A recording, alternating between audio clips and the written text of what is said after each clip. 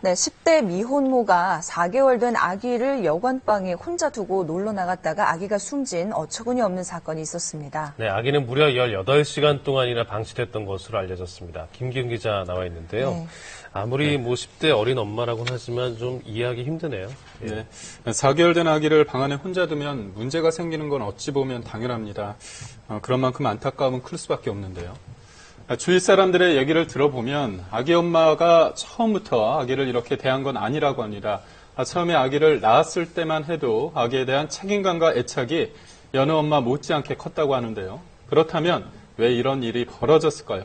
오늘 뉴스 따라잡기에선 사회 문제가 되고 있는 10대 임신과 미혼모 문제를 짚어봤습니다. 부산 유흥가에 있는 한 모텔입니다. 지난 9일 오전 이곳에서 4개월 된 남자 아기가 숨진 채 발견됐습니다. 기도폐쇄에 의한 질식사로 일단 보고 있는데요. 외포로 봤을 때는 입에 거품이 많이 있었어요. 잔잔한 거품이.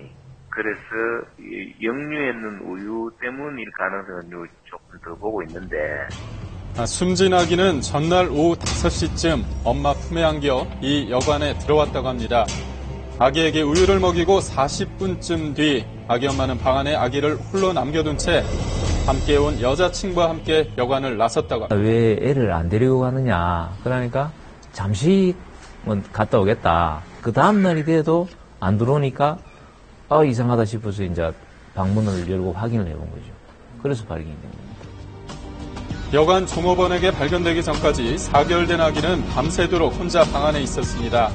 아기가 방치된 시간은 무려 18시간.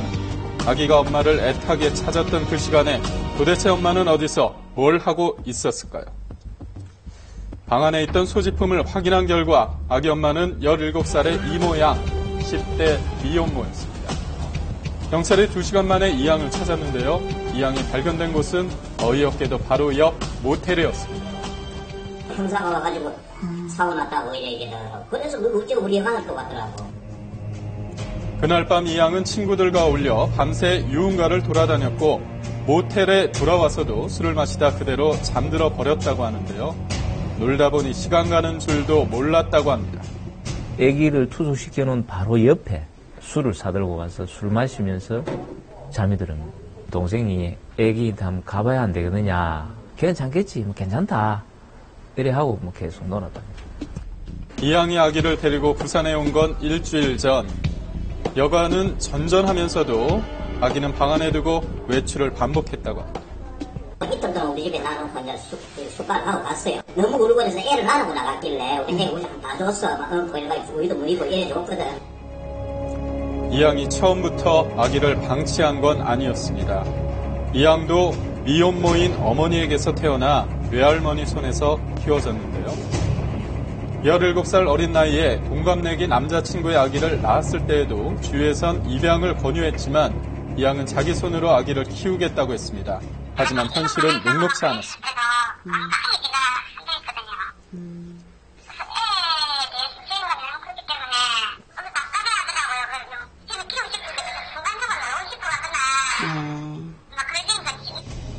이렇듯 10대 미혼모들은 양육의 책임과 개인의 욕구 사이에서 갈등을 겪고 거기에 경제 문제까지 더해지면서 심각한 사회 문제를 낳고 있는데요.